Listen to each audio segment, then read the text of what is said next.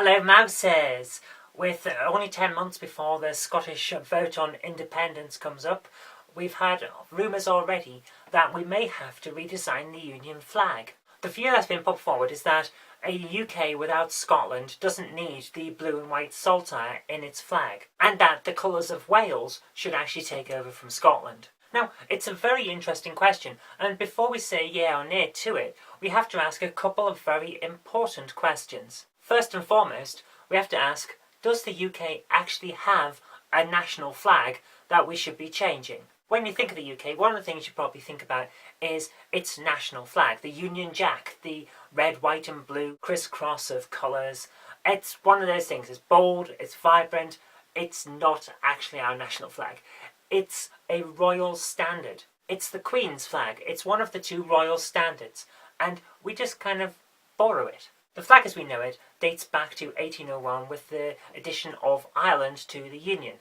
But before that, we had a different version of it. It's the standard Union Jack, but without the red diagonal cross. So it was just red, white and blue, but a lot more white.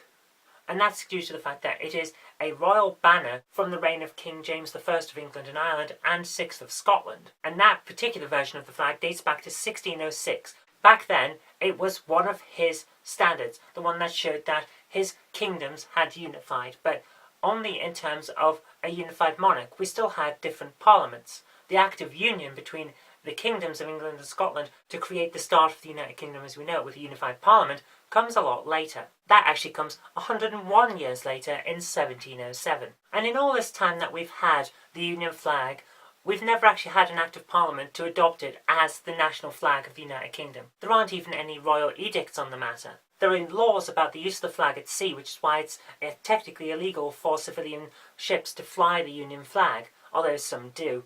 You really shouldn't, but some do. But there's never been an edict or a statute or even supplementary legislation that says, oh, by the way, the national flag, official national flag of the United Kingdom is the Union flag, or the Union Jack, which is what people call it, even though it's actually the Union flag. It's only the Union Jack in relation to the Royal Navy, which is one of the reasons why civilian ships aren't allowed to use the flag. So, what have we got for it? The closest we have to law on this matter is that certain ministers over several centuries have referred to the Union flag as the national flag. That's as close as we get. We simply take it for granted that the Union Jack is the national flag, and we've taken it for granted for so long that's kind of become the de facto flag. We refer to it as our national flag, even though it's just sort of borrowed. It's not actually ours, it's the Crown's. But then again, nothing in Britain is ever simple, is it? So, now that we've covered the fact that we don't actually have a flag, our second question has to be, do we need to change this flag that we haven't got? Now, we've already mentioned that the flag has changed over the years. When we brought Ireland into the Union, we put part of the flag of St Patrick into the flag. But when part of Ireland left in 1921 to create the Irish Free State and then later the Republic of Ireland, we kept the Irish part of the flag. It represents Northern Ireland, yes, but at the same time, we kept it even though most of that country had left. We've never added Wales to the Union flag, even though Wales is part of the Union. We didn't add them in the first place because at the time that the Union flag was originally created, Wales was a Principality of England and therefore was covered by the inclusion of St George's Cross.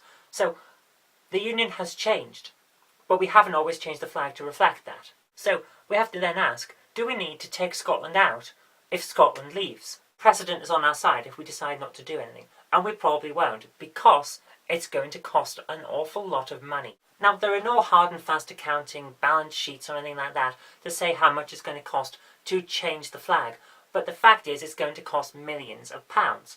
For a start, we would have to design a new flag. That's going to take time, it's going to take money. We'd then have to devote parliamentary time to debating the flag and making legislation to adopt the flag and making all kinds of amendments, because there will be amendments and people will argue things, so it's a lot of parliamentary time taken up, and that all costs. And then after that, all of the government buildings that currently fly a flag have to have a new flag. Maybe they have to buy it, maybe it's issued, but either way it's got to be bought at some point. The military will need new flags, and that covers military buildings, military uniforms and anywhere else they're using the flag. If we've got the flag in any documents, it has to be changed. If we've got a flag on any websites, and we have the flag on a lot of websites, it has to be changed. All those little things, they build up and it costs quite a lot of money. Now, it's not just Britain that would have to look at this and think, do we have to change things? Other Commonwealth countries would too. They've got to then look at it and say, do we need to keep the original flag, or do we adopt the new flag, or do we just change our own flag to something else and not have to worry about this whenever something happens? Now, there'll be different views in different countries for different historical reasons, but they've got to go through the entire process again. Do we ignore it? Do we change it? Do we change our flag entirely? That has to be debated. If they decide that they want a new flag, they're going to redesign the flag. Things like that. It all costs and costs and costs, and their money eventually builds up and it turns out to be quite expensive. So it's probably a good idea that we don't do it, and we probably won't, because at the end of the day, the flag as we know it is actually a royal flag, and the royal sphere of influence won't actually change if Scotland goes independent. The Queen will still be head of state of Scotland. So, for her point of view, her flag represents her interests, and it'll just stay the same. So, we'll probably end up going, well, we'll just leave it as it is. We're still borrowing her flag, and we're using it as if it's our own, so she hasn't changed it, we won't change it, everything's fine. So that's probably what will happen. But if it doesn't, we've got all of that to come. Anyway, thank you very much for watching. I hope this has clarified whether we actually need a flag or not and everything like that. And I hope that you did like it. If you did, remember to click the like button. Share it with your friends so that they can see the legal quagmire that comes with flags in Britain. And do subscribe for future videos because there will be more in the future. But until next time, I've been Kirk-Robinson. You've been watching The Knob Mouse Show. And I'll see you tomorrow.